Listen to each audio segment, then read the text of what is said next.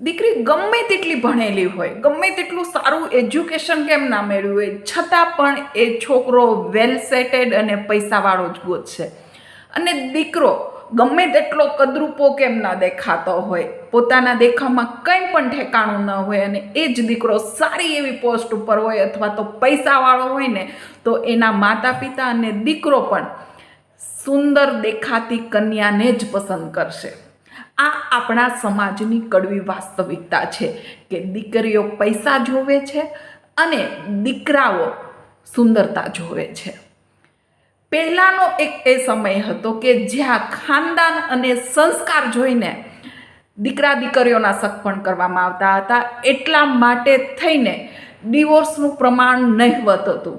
પણ અત્યારના સમયની અંદર માત્ર રૂપ અને પૈસા જોઈને જ એક વેપાર કરવામાં આવે છે, એટલે ડિવોર્સ